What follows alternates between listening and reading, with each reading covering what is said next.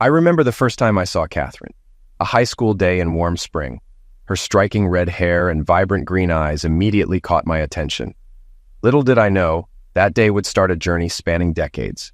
We became inseparable, exploring life together through high school dances and summer jobs. As we grew older, our bond strengthened.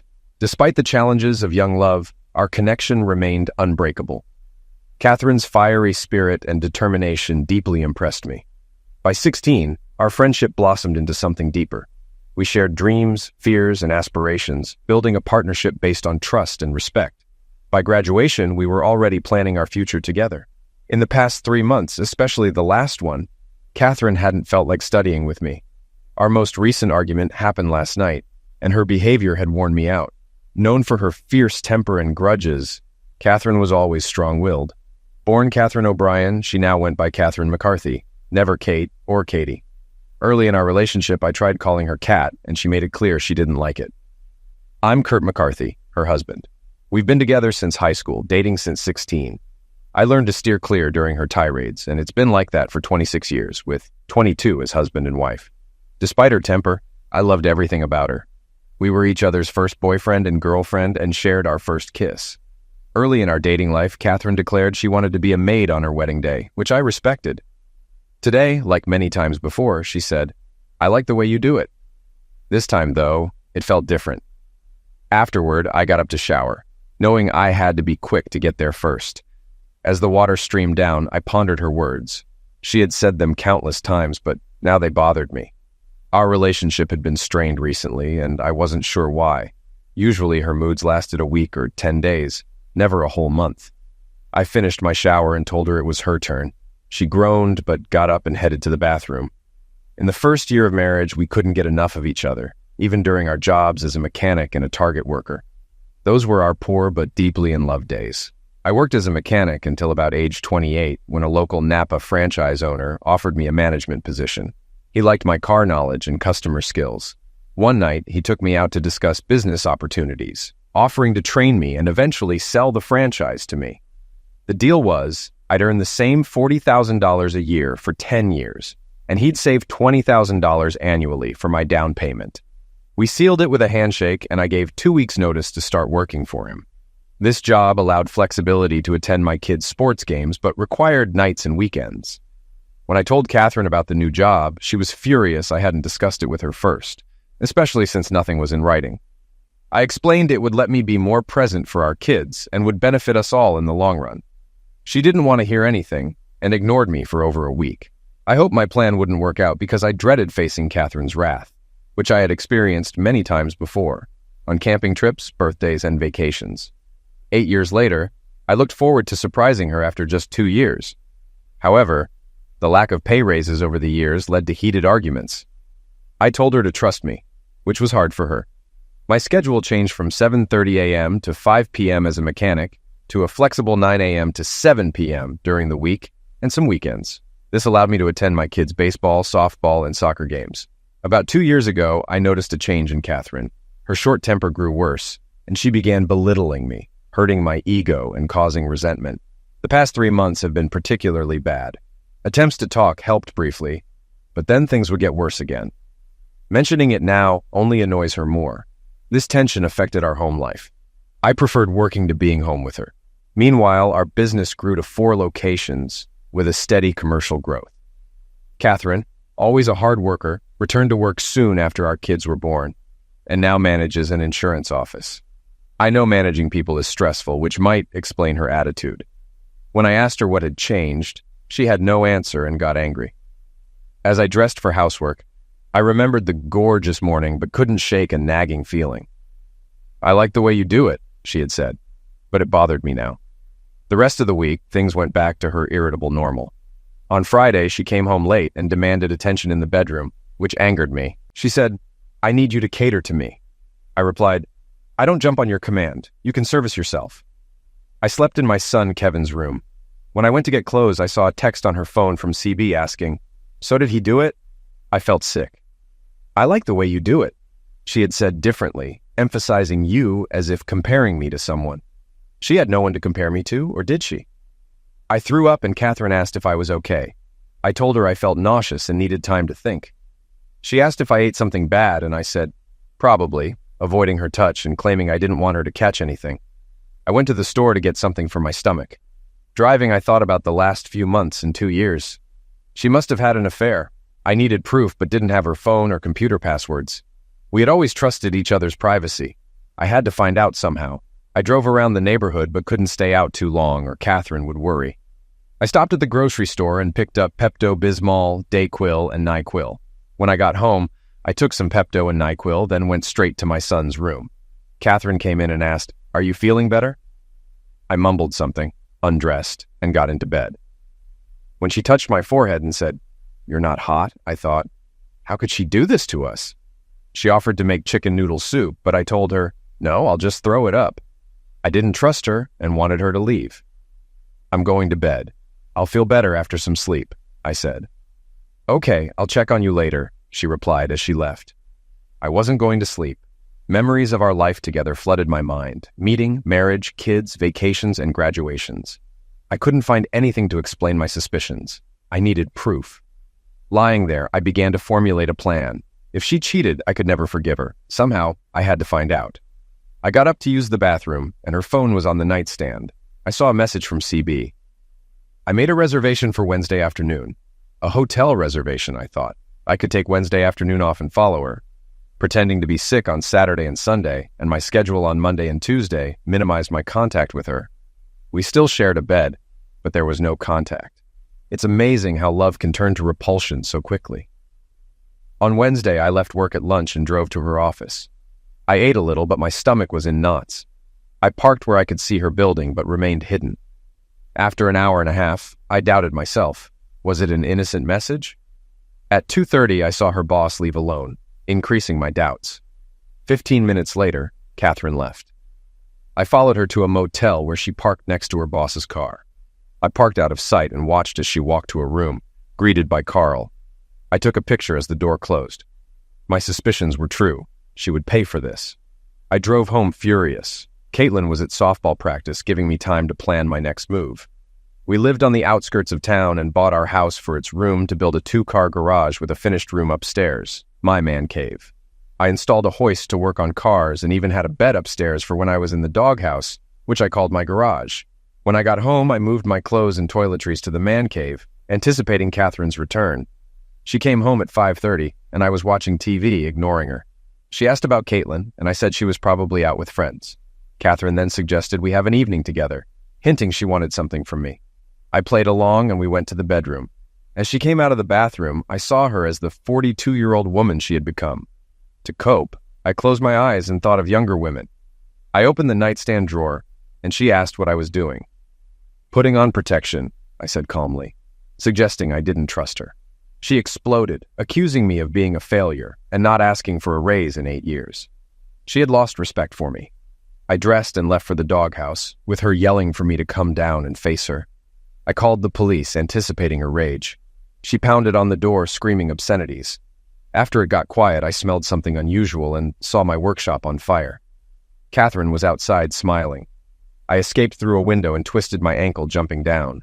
As I crawled away, she continued shouting insults until the police arrived. One officer called for a fire truck, while another subdued and handcuffed Catherine, who screamed, "Take it away, you a-holes! Your precious doghouse is going to burn down!" The officer put her in the patrol car and asked me what happened. I told him a simplified version of the evening's events. We were both taken to the police station, where I gave a statement. Catherine was arrested for arson and possible attempted liquidation. I asked about a restraining order, and the officer advised me to talk to a lawyer. I called my lawyer, who referred me to a criminal defense attorney. The next day, I got a restraining order preventing Catherine from coming within 500 feet of our home, my workplace, or me. She was still in jail until her arraignment hearing. Irish luck was on my side. That night, I told Kevin and Caitlin what happened. Caitlin wasn't surprised by her mom's actions, having seen her anger before. She hugged me after I apologized. Kevin was furious, but would eventually get over it. The next day, I filed for divorce. When I returned home, a police car was in the driveway. Catherine was allowed to collect her things under supervision. She had posted bail, likely with her lover's help. The weekend was spent dealing with the wreckage of my garage. I salvaged some tools, but my diagnostic equipment was ruined. My insurance agent couldn't confirm coverage due to Catherine's co-ownership. Reflecting on our life, I realized trust was broken beyond repair. I needed to understand why. Was Carl the first? Had I done something wrong? Her yelling indicated she didn't respect me. Did their conversations lead to this? Was Carl belittling me too? I researched Carl Benson online. He was hired 2 years ago as a general manager at my wife's company, around the time she started acting differently. I learned Carl was divorced with 3 kids and lived an hour away. I planned to contact my wife's boss, whom I knew from company events and car services at my shop. I would call him Monday. Sunday night, Catherine called, apologizing for setting the garage on fire. I responded, "So what?" She asked, "Can I go home then?" "No, I have a restraining order," I replied. "Mom and Dad bailed me out. They're not thrilled," she said. "Neither am I," I retorted. "Can we talk and work it out?" she asked. "No, there's nothing to solve," I replied firmly. "Kurt, you know I love you. It's just my temper," she pleaded. "No, I don't know if you love me. If you did, you wouldn't be sleeping with your boss," I countered. "That's not true," she said defensively. "What's not true? That I don't know if you love me, or that you're sleeping with your boss?" I questioned. "Both," she replied. "Catherine, I saw you with him at the motel. Don't deny it," I accused. She gasped. "Why?" I asked, pressing further. "It was a mistake, a one-time thing," she claimed. "Nonsense, Catherine. I'm tired of your lies," I said, hanging up and turning off my phone. Half an hour later, her father, who was like a second father to me, knocked on my door. I could see the confusion on his face. "What did she tell you?" I asked. "That you had a fight and you kicked her out," he replied. I shook my head. "So how did she explain being in jail?" I asked.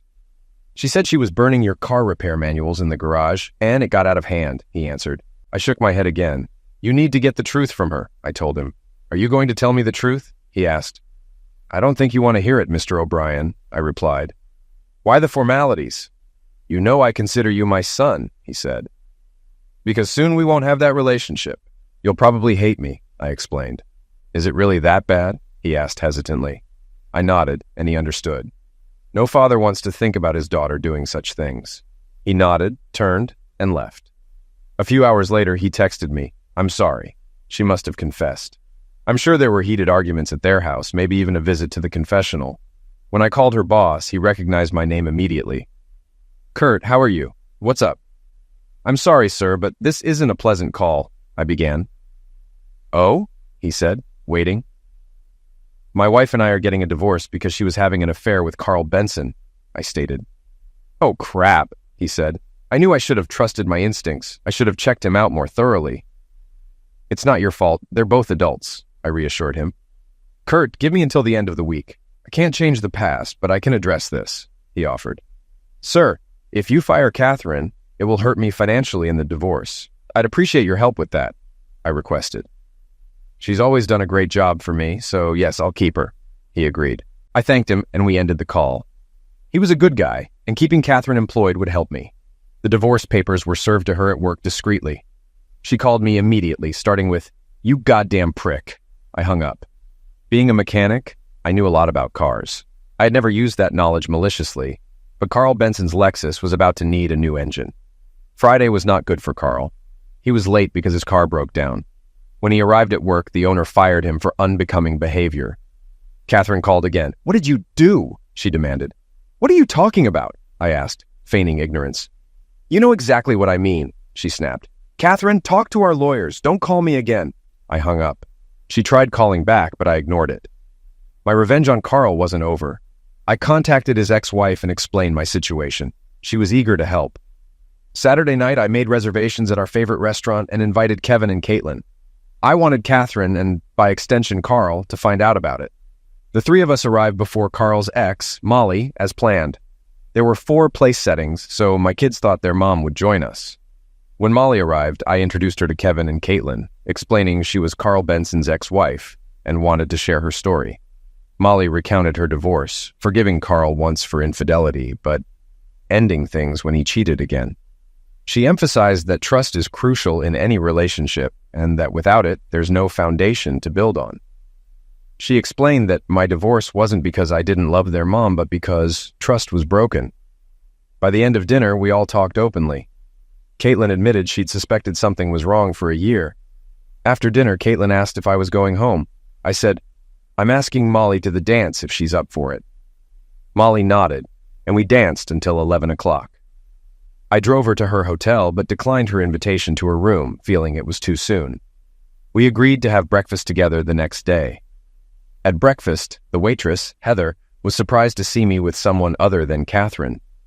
I introduced Molly, and we had a hearty meal. Knowing gossip would spread, I knew Catherine would find out. We spent the day together before Molly left. She told me to reach out if I wanted to spend more time together. Catherine did find out and called me, accusing me of seeing other women. I told her we were getting a divorce and her actions wouldn't stop it. She finally signed the papers after talking to her father. At Caitlin's graduation, I saw Catherine for the first time since our split. She looked older and had lost weight. She asked if I was still seeing Carl's ex, implying we were together. I told her Molly was amazing. When I asked where Carl was, she said he was fired and moved out of state. I responded that she didn't love me enough and walked away, hearing her break down and her mother call me an a-hole. The open house was scheduled for the following Saturday at our home. Despite the pending divorce, Catherine and I agreed to host it there. I let her handle the arrangements, lifting the restraining order to allow her access. It was hard seeing her in familiar settings. Molly was right. I still loved her despite hating her. After Caitlin left with her friends, I was in the kitchen taking out the trash when Catherine approached me. "Thank you for having the open house here and letting me be here," she said. "You'll always be her mother," I replied, continuing with the trash. "Kurt, can you look at me?" I stopped and looked up. "I'm sorry for what I did to us," she said, the first time she apologized for the affair. "Why did you do that?" I asked. She cried and ran out of the room, unable to answer. Months passed and our divorce progressed. Last year, Caitlin got a college acceptance letter, and we took out a second mortgage to pay her tuition and help Kevin start his auto repair shop. We split the little remaining equity from selling the house with no alimony since we earned about the same. Catherine pleaded guilty to arson, received 2 years probation, and took anger management classes and therapy. When the divorce was final, Catherine asked to talk. We met at our favorite restaurant. She looked nervous but better. During dinner, she apologized again, explaining she had lost respect for me when she saw Carl as ambitious and me as stagnant. She realized my sacrifices for our children and regretted her actions. "Thank you," I said. "I'm sorry I didn't live up to your expectations." We parted with a hug, and she offered to be there if I ever needed to vent. I doubted I'd take her up on it. On the way home, I called Molly. "Are you still available?" I asked. "I'm available," she replied. "When can we meet?" I inquired. "Your place or mine?" she asked. "Yours," I replied. We had a great dinner at her house. I wanted to be honest, so I said, "Molly, I really like you.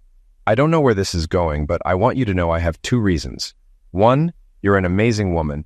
2, I want revenge. You're my first since my wife cheated. I respect you and don't want you to feel used." "Kurt," she said, "I've realized I want you too. Part of me wants revenge as well. I never got back at Carl's other women. Let's even the score." With those words, we headed to the bedroom. An hour later, I lay there thinking about my ex, Catherine. In the early days of our relationship, I noticed her bad temper, which worsened over the years. She would lash out verbally and sometimes physically. I'm Irish and have a temper too, but I was taught never to hit back. When she got violent, I would retreat to my doghouse. This likely made her respect me even less, seeing me as weak. When she set fire to my garage with me inside, I realized I couldn't continue. I feared waking up one night with a knife in me. The betrayal and lack of trust forced me to end our marriage. I was now a free man, but uncertain if I could trust another woman fully. Molly was about revenge and regaining my pride. She was wonderful, but we couldn't build a real relationship on our shared animosity. We could be friends with benefits, but that was it. Lying together, I said, "You're amazing, Molly. You knew exactly what I needed." "You did all the work," she replied. "You're an incredible lover. I can't believe your ex looked elsewhere." "I hoped we could continue our friends with benefits relationship," I said, enjoying our time together.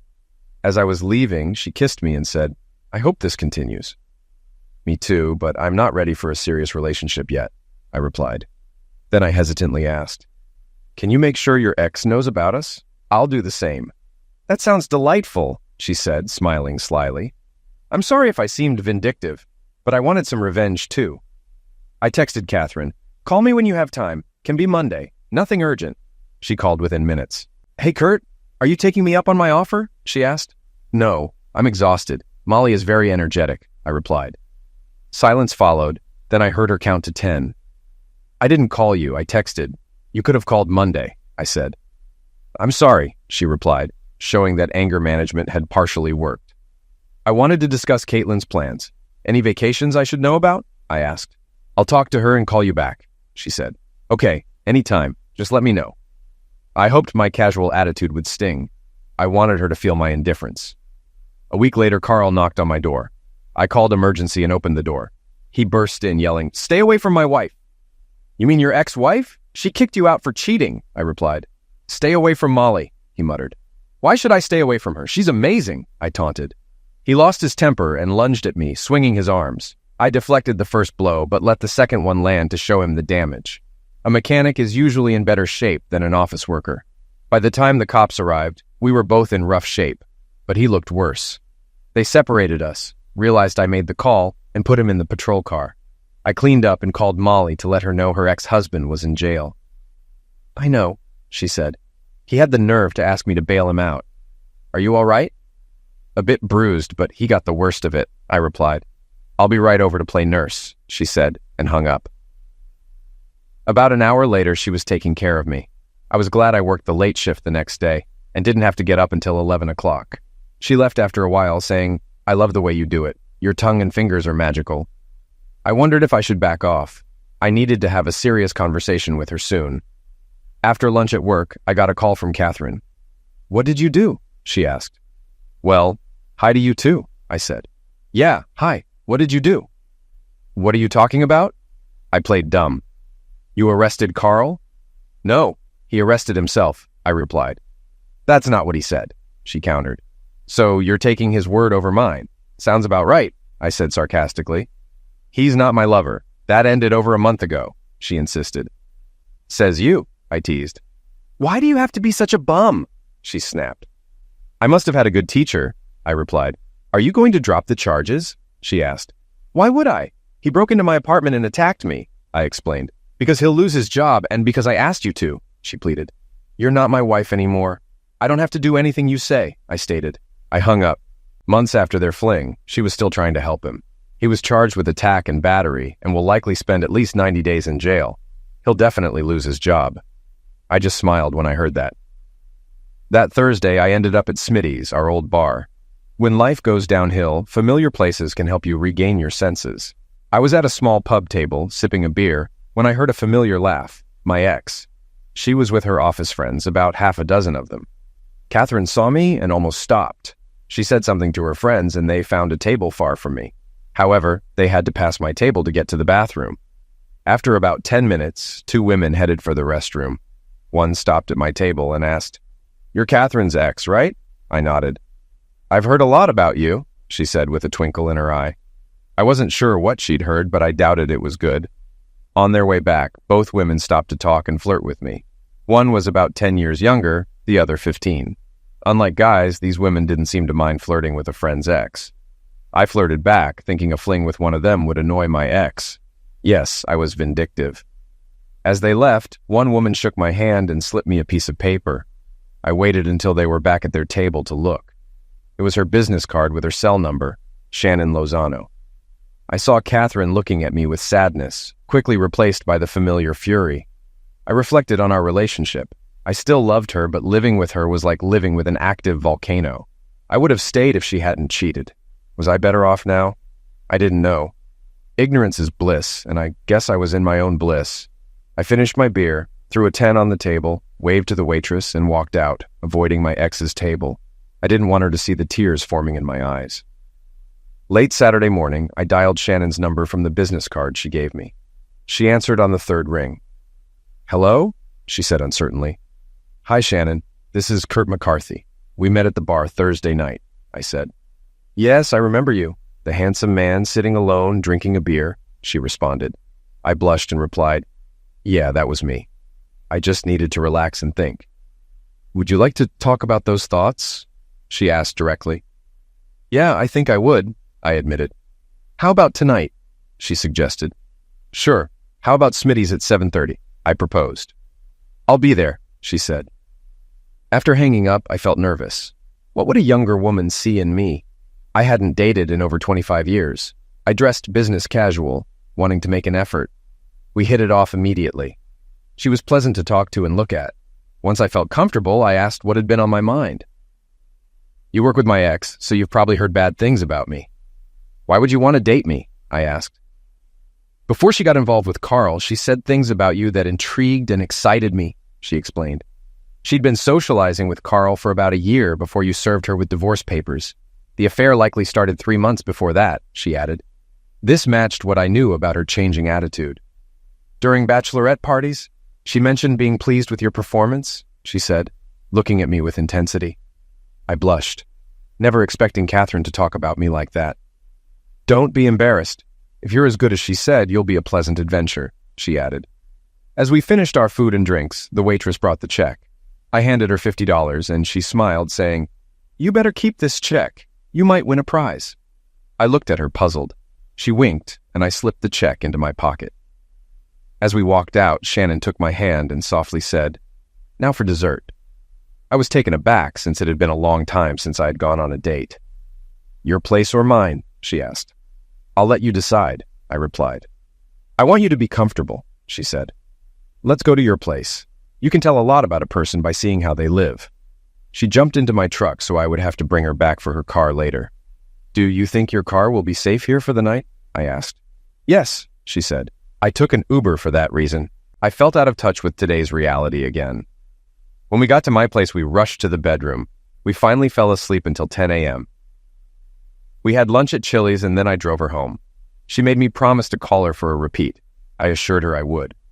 On the way home, I noticed the check from Smitty's in my wallet. The waitress had written her name and number on it. This new reality would take some getting used to. Monday after work, I went back to Smitty's, and Helen, the waitress, was there. Closer to my age, we talked for a while, and I asked, When can we go out? Since weekends were busy for her, we planned a Wednesday date, her day off. As I walked to my truck, I got a call. Hello, I said, not recognizing the number. Hello, Kurt, said a female voice. Yes, I answered. This is Bethany. I met you last Thursday night at Smitty's with Shannon. Oh yes, I remember you, I said. Shannon said she had a great time with you Saturday night. I was wondering if we could go out sometime, she suggested. Aren't I a little old for you? I asked. Not at all. I prefer older guys. They're more mature and easier to get along with, she replied. Well, sure. How about this Saturday? I proposed. Sure, she agreed. Where would you like to go? I asked. Anywhere. I'll let you decide. I'm flexible, she said. We set a date for Saturday night, and Bethany proved to be very flexible. We tried positions I never thought possible. My Wednesday date with Helen went great, too. Like Shannon and Molly, she said, I like the way you do it. Both women. On Sunday, Molly invited me over for dinner. A home-cooked meal sounded wonderful, so I said yes.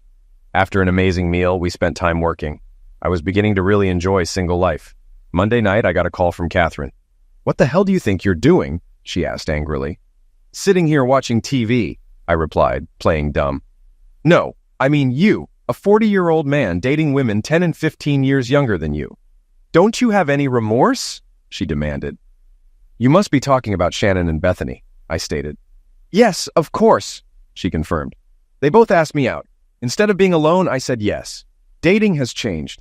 I like not having to ask a woman out and face rejection. It's nice to be wanted and appreciated, I explained. Well then, stop dating the people I work with, she demanded. Why would I do that? I asked. Because I said so, she replied. I don't have to do what you say anymore. We're not married. I'll date whoever I choose, I asserted. You're only doing this to make my life harder, she accused. No, but if it does, it's a bonus. How does my dating them affect you? I asked. They whisper behind my back and say, I can't believe she let him go. They're basically calling me an idiot, she explained. I thought, if the shoe fits, but said, I'll ask them to keep our activities private. Will that help? No, just stop seeing them, she demanded again. That I won't do unless they want to. I enjoy spending time with them. They make me feel young and boost my ego, I stated. You're an a-hole, she said, hanging up. I smiled, thinking about my time with each of them. They did wonders for my ego. Wednesday, I had another pleasant evening with Helen. My life was enjoyable. Thursday night, Catherine called again. Now what? I thought. I haven't met Shannon or Bethany yet, so I haven't had a chance to talk to them, I muttered to myself. Then, answering the call, I said, "Yes. How can I help you, Catherine?" "And the waitress at Smitty's, too." "Well, she's more age-appropriate. I thought you didn't want me dating younger women," she replied. "I don't want you dating at all. I constantly have to answer questions about why I let you go," she said with annoyance. "Tell them someone else was more your style, more in line with your life aspirations," I suggested. She was quiet for a moment, then said in a low voice, "I'll just tell them I was stupid." Then she hung up. I sat back and reflected on my life. Catherine and I had some good times, but she started drifting away when Carl was hired. Maybe something was going on even then. Now, at least, she was showing remorse. I had mixed feelings. Part of me was glad she felt stupid for giving up everything we had, but another part wished things could go back to how they were. I knew that was impossible. The past couldn't be changed, and I couldn't forget or live with it. Feeling sorry for myself, I decided to go to the store for beer. As I left with a case of Shiner Bock, Shannon called. "What's up?" she asked. "I just bought a case of beer to drown my sorrows," I replied. "Can I help with that? I can try to cheer you up," she offered. "Sure, you might be just what the doctor ordered," I said. We drank a bit, and she expressed her pleasure many times. Around 2 a.m., she said, "I have to work tomorrow, so I'd better get going. Oh, and thanks for mentioning something to Catherine. But if you could keep tonight to yourself, I'd appreciate it," I requested. "She seemed a bit down earlier, but it's still hard to believe she let you go," she said. "Thank you. You've successfully relieved me of my sadness," I responded. "Anytime," she replied. "And I mean anytime." Over the next year, my number of friends with benefits grew. Shannon, Bethany, Molly, and Helen all learned of my abilities and wanted to experience them. I didn't turn any of them down. Each woman was a pleasurable adventure for me. Catherine called me a strumpet, but I didn't care. I like pleasing women, and each of them at some point said, "I like the way you do it." Catherine eventually got used to seeing or hearing about me with different women, and one day at Smitty's, she asked me out. "You know we were good together. Why not for old time's sake?" she asked. I couldn't go for it. "It wouldn't be the same. When we were together, everything I did for you was out of love. Now we'd just be using each other," I explained. "I understand," she said sorrowfully, and returned to her table. Finally, the day came when I was awarded the Napa franchise. The owner was true to his word and offered me a generous buyout. I had to take out a loan, but business was good and I wasn't worried about repayment. I had initially agreed to the deal for financial stability for Catherine and me. Now it would just be for me.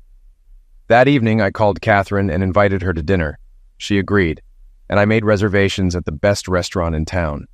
I arranged for a car to pick her up and told her to dress appropriately.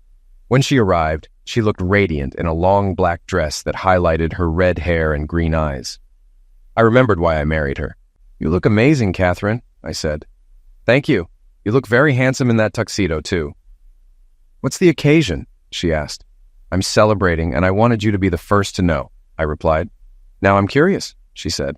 "Let's enjoy our meal first," I suggested. As we ate, our conversation grew more substantive. Finally, she asked, "What are you celebrating?" "Catherine, after we married, I worked as a mechanic. You seemed happy, but I felt stuck. When I told you about working at Napa for a flexible schedule, you blew up," I explained. "I remember," she said, lowering her gaze. "I did it for our family. It was all to make our lives better," I continued. "And I ruined it all," she said softly. "I didn't bring you here to relive bad memories. I signed the paperwork today to buy a Napa franchise with 4 stores, I revealed. She looked stunned. "This will ensure our children will have a large inheritance. They can either continue the franchise or sell it. Our grandchildren will benefit too." "I can't tell you how happy that makes me," I said. She started to cry.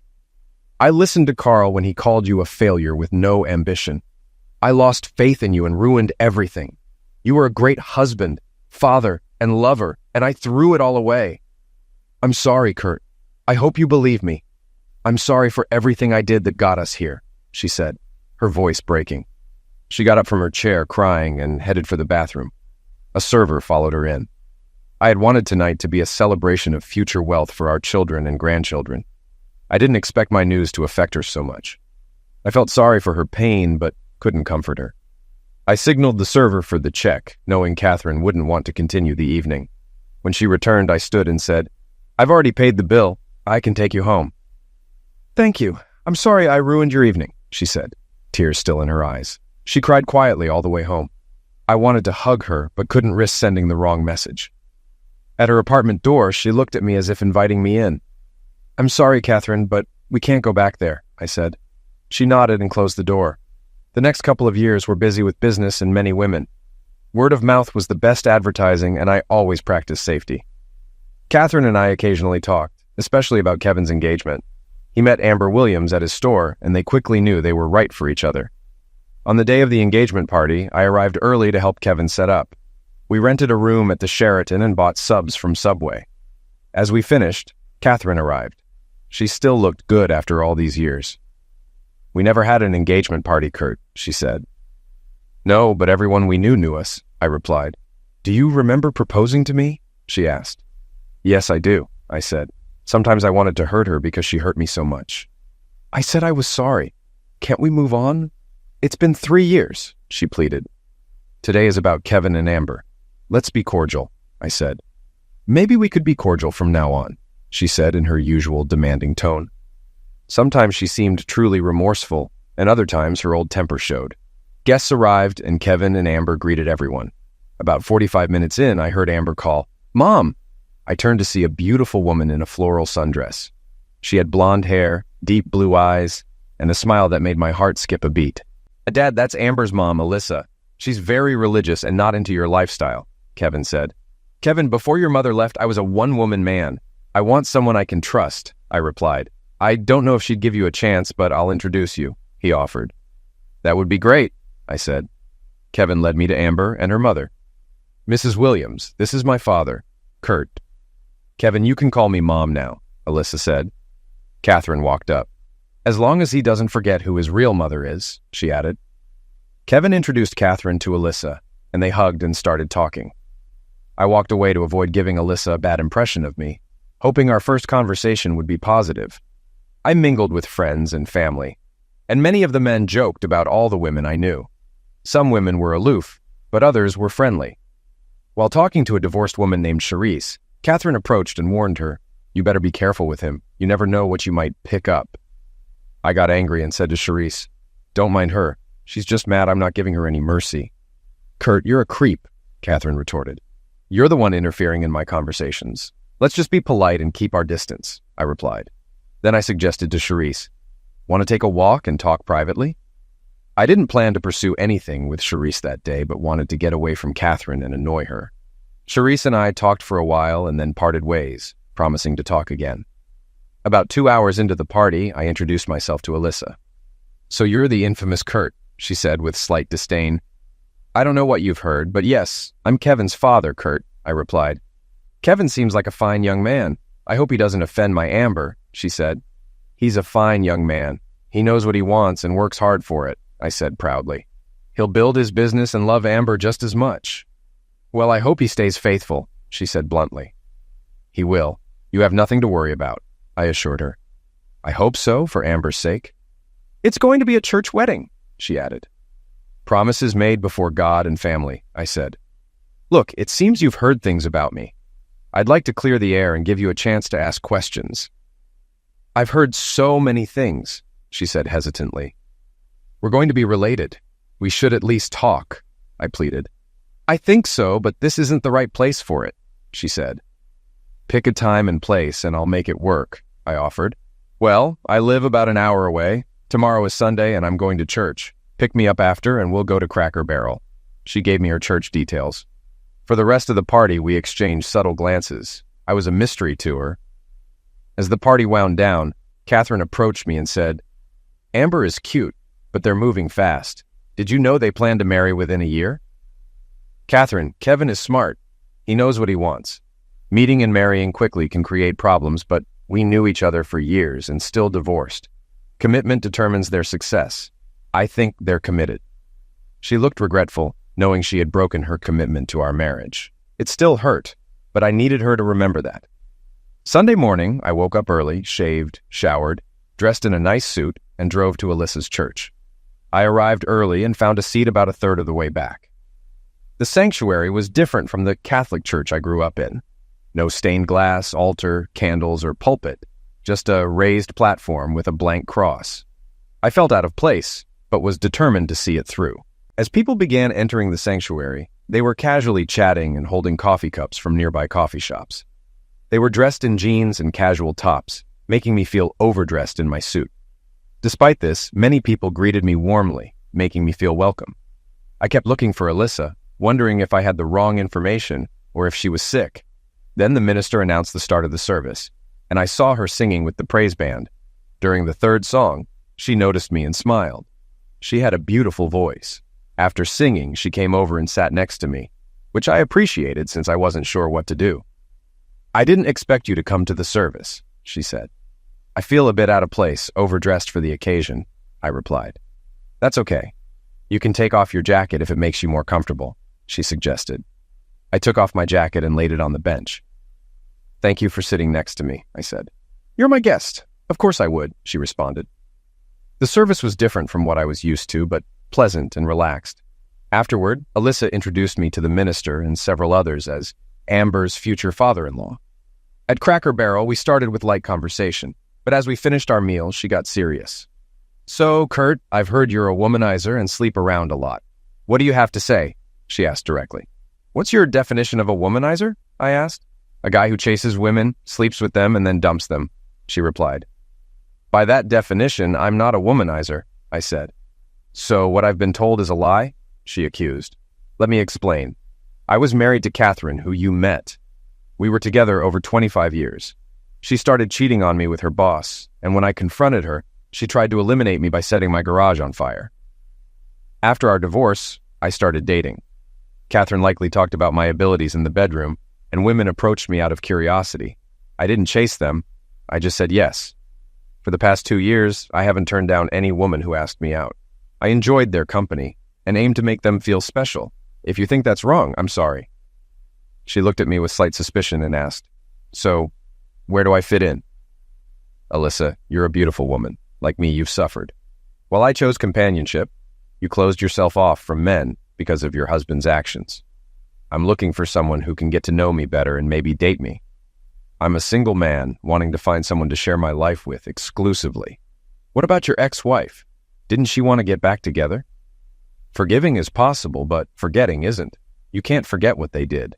You lose trust in them, and without trust, there can't be a relationship." "I understand," she said. "My ex wanted me to look past it and stay married, but I couldn't. My self-esteem took a hit, and I wasn't going to let any man hurt me like that again." "We're similar in that way," I said. "I spent time with women, but never let them get close to me emotionally." She looked at me and nodded slightly.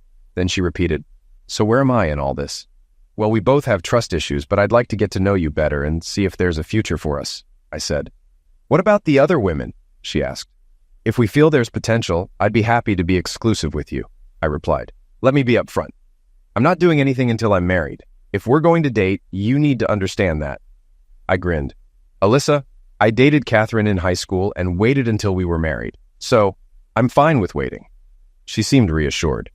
"Kurt, I appreciate your honesty. I think I like you. Let's see where this goes." For the next 4 months, we met at least twice a week. Sometimes she came to my place and sometimes I went to hers. During this time, I still dated other women, but my interest in them waned. Charisse from the engagement party wanted more than I was willing to give. Her compliments, once boosting my ego, now started to bother me. One night at dinner, Alyssa told me she was ready to commit. I was overjoyed. "That makes me the happiest man on earth. I'm committing myself only to you. Honestly, the last 4 months have been meaningless when I wasn't with you. I love you." She hesitated, then said, "I think I'm falling in love with you too. Please be patient with me." I was patient both emotionally and physically. Then, one day, Catherine called. "Hi, Kurt," she said. "Hi, Catherine. How are you? What can I do for you?" "Wow, you're in a good mood." "Yes, I am. So what do you need?" I asked cheerfully. "Why don't we have dinner sometime? I have something to discuss with you." "Sure. How about tonight?" "That would be great. I'll make your favorite dish, roast beef with vegetables. Can you come over around 7? "Don't you want to go out to eat?" I asked. "No, I'd like to be alone with you." Okay, I'll see you then. Do you need anything? Maybe some wine to go with the roast beef? Okay, I'll pick something up. See you tonight. I hung up, curious but hesitant. I called Alyssa to let her know. She said, it must be about the wedding next month. She's trying to soften me up with roast beef, I said. Call me afterward and let me know, she replied. At 7 o'clock, I stood in front of Catherine's door with butterflies in my stomach. We chatted through most of dinner until she revealed the real reason she invited me. Kurt, Kevin's wedding made me think about us, she said quietly. There is no us, Catherine, I said. Ignoring me, she continued. Remember when we used to date and fool around? Yes, we were young, I said. We were good together, weren't we? Yes, we were, I agreed. What happened to us? She asked.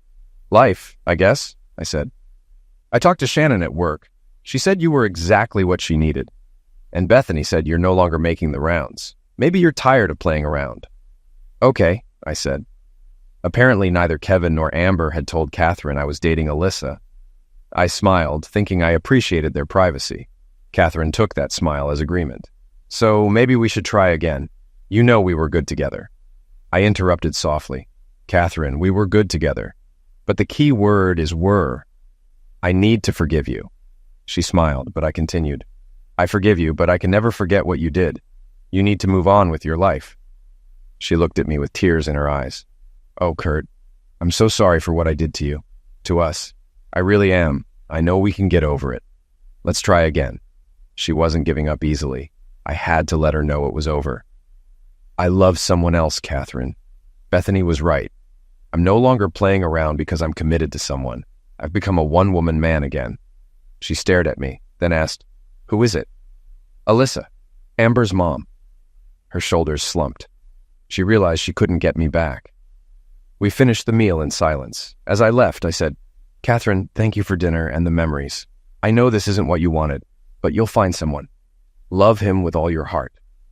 I couldn't stay mad at her anymore. Alyssa helped me forgive her, just as she forgave her ex. Their actions brought us together. Pulling away from Catherine's apartment, I called Alyssa. So, what was it? She asked. She wanted us to get back together. I thought so. She knows what she lost. Yeah, and I know what I found. Alyssa, I love you, and I'm better for it. I love you too, Kurt McCarthy, she said. It was the first time she said it out loud. I already knew she expressed her love in many ways, but it was nice to finally hear it. Kevin and Amber got married, and Alyssa and I smiled, held hands, and danced the whole time. Some joked we looked like a wedding couple. Catherine was there, but didn't stick around, likely finding it hard to see us so in love. 3 months later, we had a small private ceremony at our church. Friends and family attended, except Catherine. She claimed a scheduling conflict, but I think she just couldn't accept that I had moved on. It took her a few years, but she eventually found someone too. I hoped they'd last a long time. On our wedding night, Alyssa said the magic words, I love the way you do it. This time the emphasis was on love.